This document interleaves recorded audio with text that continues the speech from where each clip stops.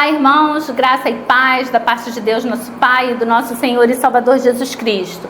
Estamos dando continuidade ao estudo do capítulo 8 da segunda carta de Paulo aos Coríntios, e o título do nosso estudo de hoje é Terminem o Trabalho.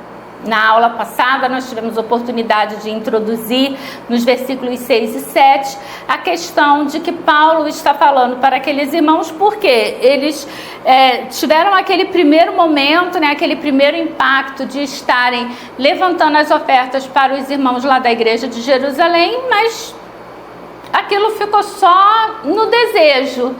Ninguém chegou e disse, e aí, vamos, Ninguém começou a colocar aquilo realmente ali na prática, a recolher as ofertas, a guardar a orientação que Paulo havia dado há mais de um ano a respeito de, olha, irmãos, durante a semana escolham um dia, separem ali o valor, levem esse valor, o valor seja proporcional à capacidade de cada um. Eles não estavam fazendo. Não sabemos se devido a toda a problemática que aconteceu com a igreja e Paulo durante aquele período. Não sabemos se a igreja aí levou isso para um tom pessoal e misturou as ofertas nessa situação toda. Não sabemos se foi simplesmente por desleixo, por não considerar, porque uma frase que é usada muito nessa área, nessa parte de assistência social é que quem tem fome tem pressa. Imagine aqueles crentes lá em Jerusalém esperando a oferta, contando com a oferta, e seja lá qual tenha sido a razão, os crentes de Corinto não haviam levantado a oferta, estavam só no desejo de levantar a oferta. E aí a gente imagina por quantas não passaram aqueles irmãos em Jerusalém enquanto aguardavam a oferta dos crentes de Corinto.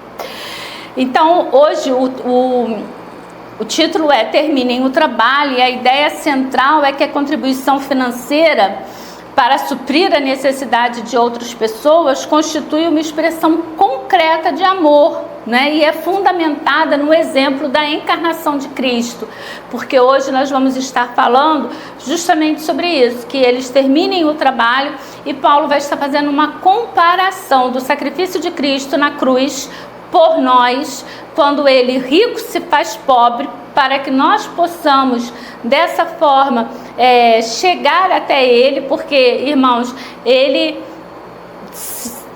sem a entrega de Cristo na cruz, sem a sua morte e a sua ressurreição, nós não seríamos remidos, não seríamos resgatados do nosso pecado e estaríamos sujeitos à morte eterna, que é o preço do pecado. Então, Paulo vai fazer essa comparação. Estaremos então estudando hoje os versículos de 8 a 15, e eu te convido já a fazermos a leitura desse texto. Não vos falo na forma de mandamento, mas para provar pela diligência de outros a sinceridade do vosso amor.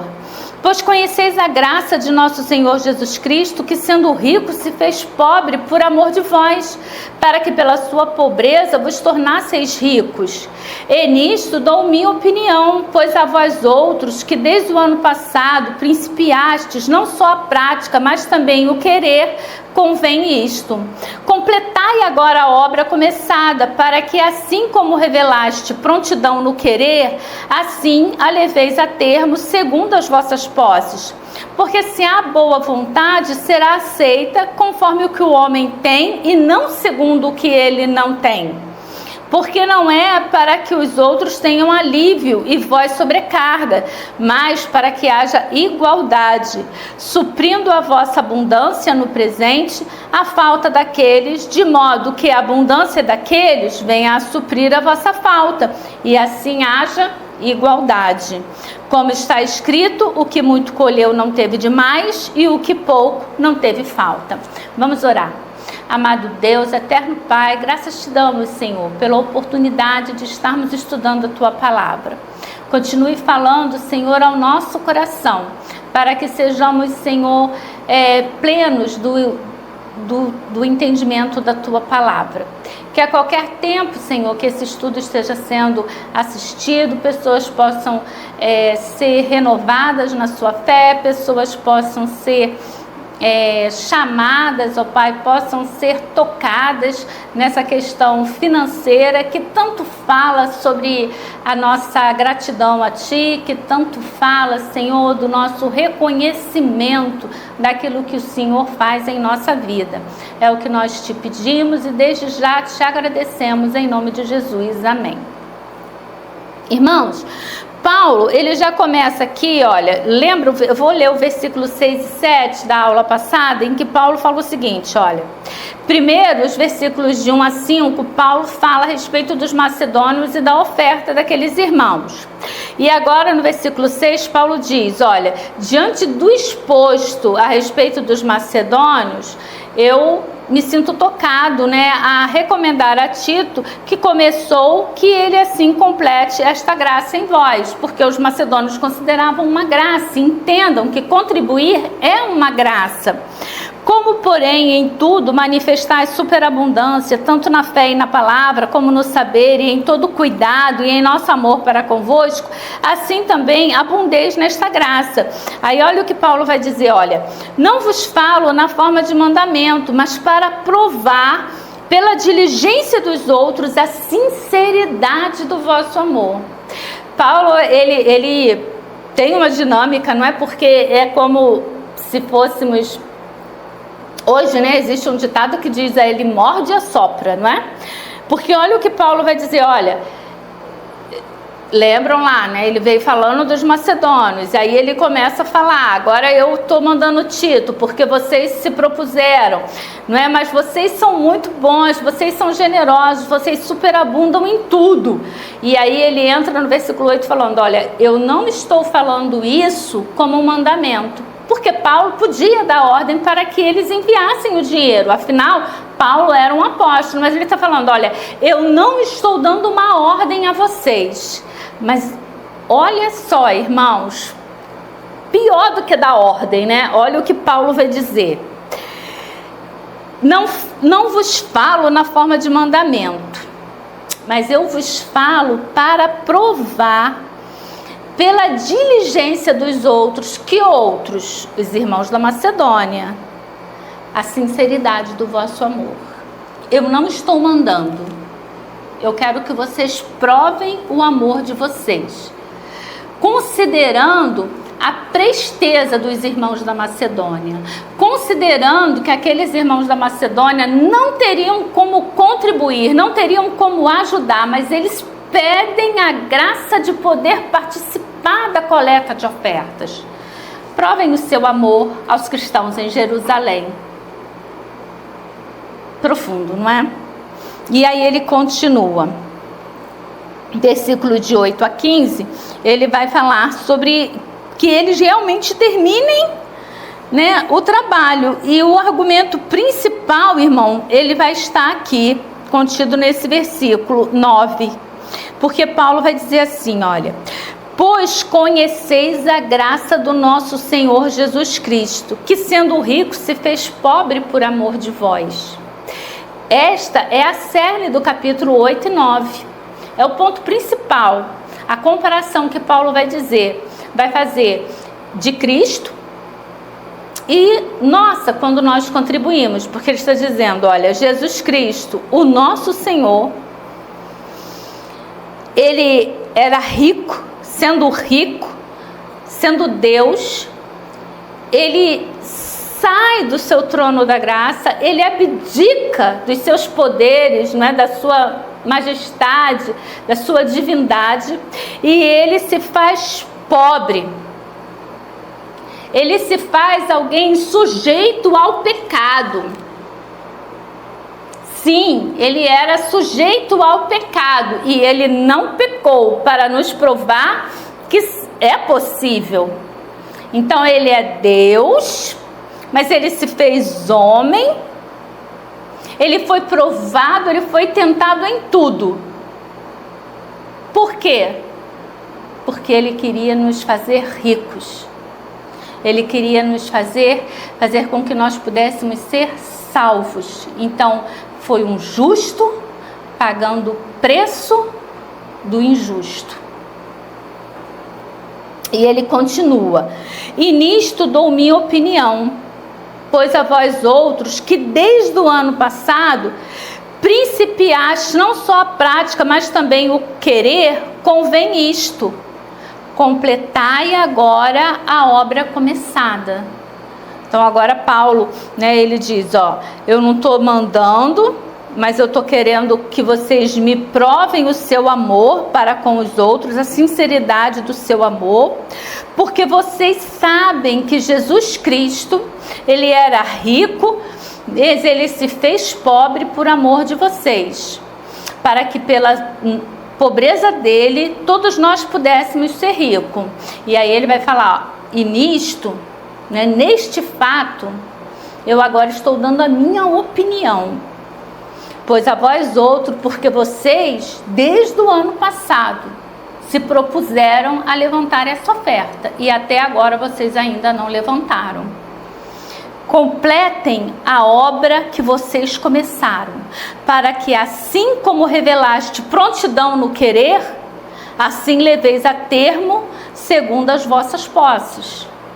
Ali na emoção, ao ouvir, ao dizer que as igrejas estavam levantando aquela oferta, eles se arvoraram a também ser participantes. Paulo está falando, não fica só na emoção, mas entra na prática. E isso, irmãos, é muito comum nas igrejas, porque você entra numa campanha e logo no início, já viu, vamos ter uma campanha de missões nacionais, missões mundiais. Na hora de votar o alvo, as pessoas são prósperas. Não, o alvo tem que ser tanto, e aí vai valores assim altos. Será que essas pessoas que fazem as propostas de valores altos, elas têm também a mesma prontidão em dar? Ou será que ficou só lá no voto? Ou quando nós falamos de alguma necessidade, alguma situação, está fazendo uma campanha para compra de terreno, campanha de construção. Logo no início, um bom número começa participando. Depois vai caindo, até que fique aqueles remanescentes ali da fé. Porque é óbvio, irmãos, nós não estamos pregando aqui a teologia da prosperidade. Então não pense que porque vocês vão contribuir, não pense assim, os irmãos da igreja da Macedônia propuseram no coração dele que eles iam participar. Aí Deus resolveu o problema deles. Deus fez superabundar, fizeram hora extra, ganharam aumento de salário, foram promovidos, quem estava desempregado arrumou emprego. Ninguém está prometendo isso não. Talvez, muito pelo contrário, para que você seja testado, provado na sua fé. Temos que pensar nisso. Então não é porque eu faço um propósito que as coisas vão correr bem para que eu consiga manter aquele propósito. Se eu estou fazendo um propósito, eu vou ser testada, irmãos, eu vou ser provada para ver se aquele meu propósito, de fato, ele continua ou ele estava só ali no nível da emoção. Aqueles irmãos ali da Macedônia, eles deram além das suas posses. E Paulo continua. Completai, não é agora a obra começada, para que assim como revelaste prontidão no querer, assim a leveis a termo segundo as vossas posses, porque se há boa vontade, será aceita conforme o que o homem tem e não segundo o que ele não tem. Não é, irmãos, você ficar pobre dando, né? Paulo não está dizendo aqui para os irmãos de Corinto, dá além do que eles podiam, e aí eles ficam pobres e enriquecem os crentes em Jerusalém. Não, Paulo está falando aqui que eles tinham que dar dentro das condições dele, dentro das posses dele, mas eles tinham que dar porque eles haviam entrado no propósito de dar.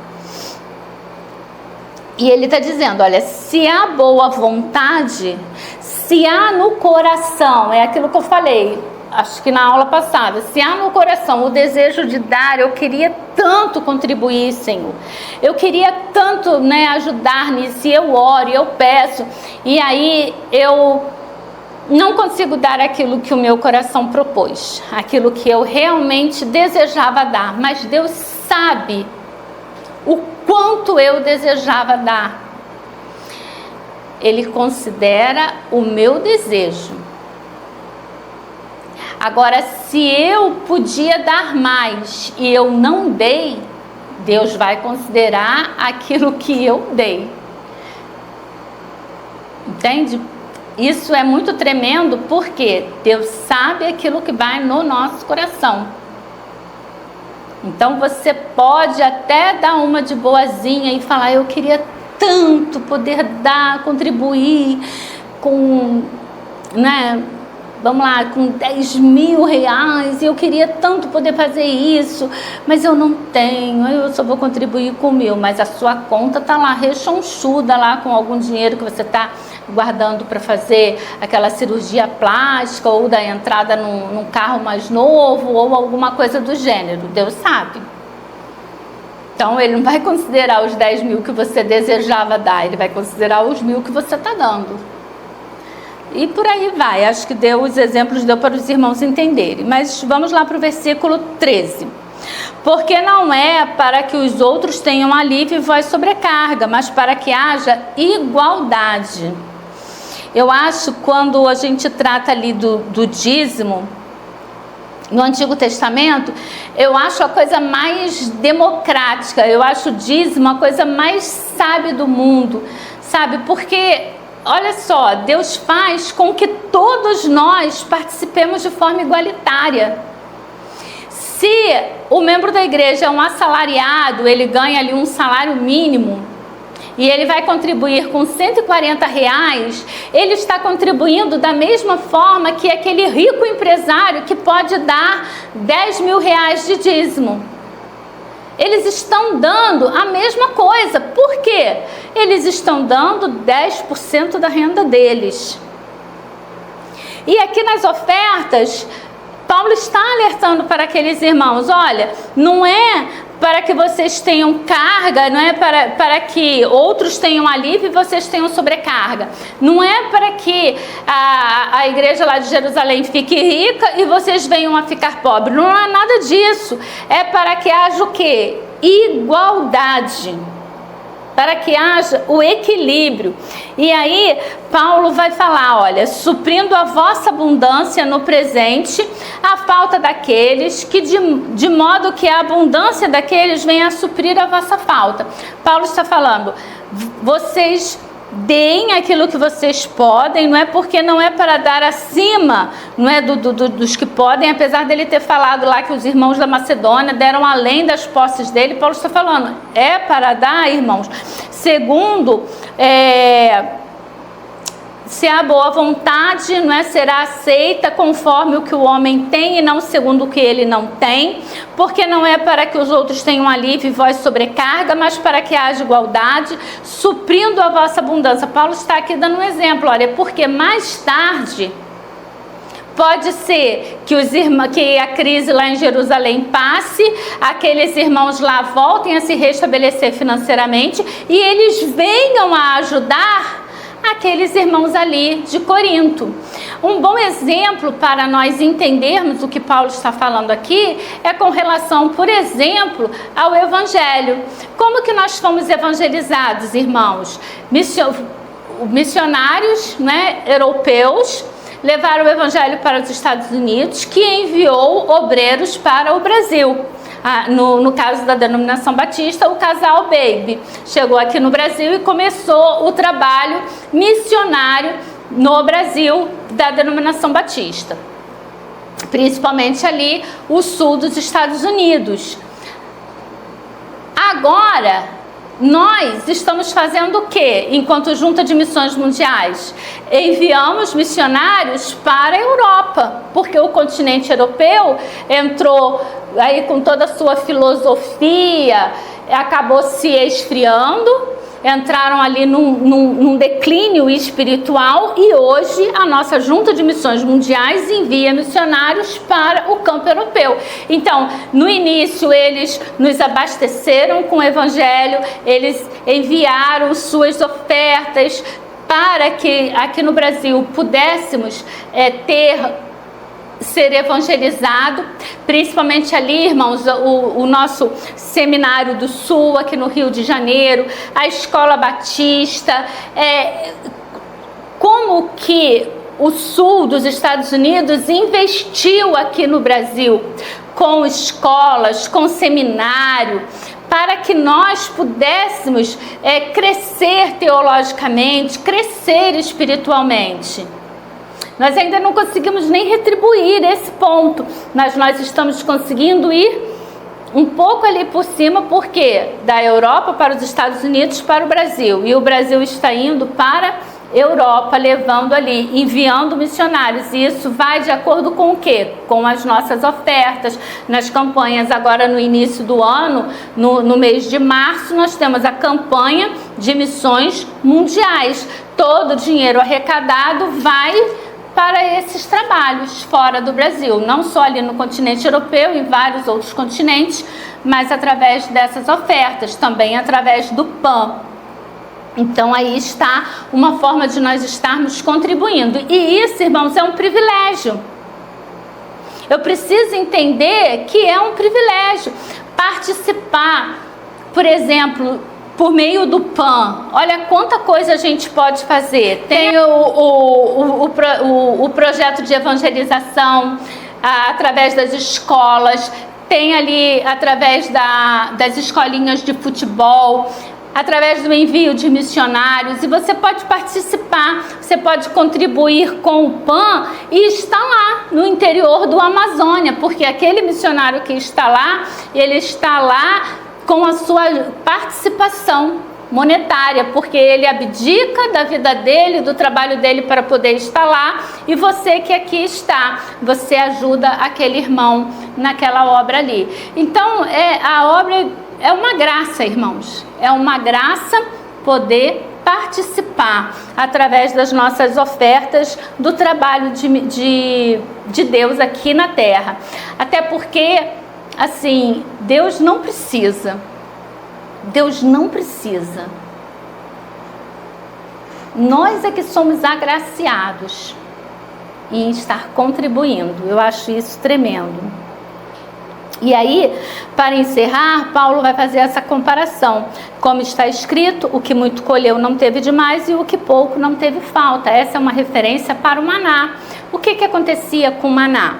O maná, ele vinha diariamente. Isso é outra coisa, tudo na Bíblia, né? É tremendo. Por quê? Há uma dependência diária daquilo que Deus nos provê. E Paulo está falando, olha, aquele que ia lá e colhia muito, que tinha uma família grande, ele colhia muito, ele colhia o mesmo que aquele casal recém-casado que ia lá e colhia apenas para eles dois. Porque existia a porção, se não me engano era 1 ou 2 homers por dia, a porção em que eles deveriam pegar. E aquelas pessoas que ficavam ou com olho grande, ou que ficava com medo, poxa, aquele ali tá pegando mais, tá pegando muito e vai faltar. Ou aquela pessoa que tinha dúvida da provisão de Deus diariamente e ela pegava a mais do que o necessário, o que acontecia? Dava bicho, apodrecia. Então, independente da quantidade que se pegasse, pegavam a mesma quantidade, porque era o necessário para o mantimento diário. E o interessante é que o maná, ele podia sim ser armazenado, porque na sexta-feira eles pegavam maná para 2 dias, e nessa situação o maná não estragava. Isso mostra que nós podemos sim, e devemos até. Temos que contar com a contribuição com a provisão diária de Deus. Mas podemos guardar, irmãos, podemos sim ter a nossa reserva, mas eu não posso pensar que eu dependo da minha reserva. Eu preciso entender que se a minha reserva não estiver debaixo da graça de Deus, ela não é uma bênção. Então a forma como você olha para aquela sua reserva fala muito daquilo que você é. Eu espero que Deus possa continuar falando ao seu coração. Eu espero que você esteja recebendo o pleno entendimento de Deus para este assunto. Amém.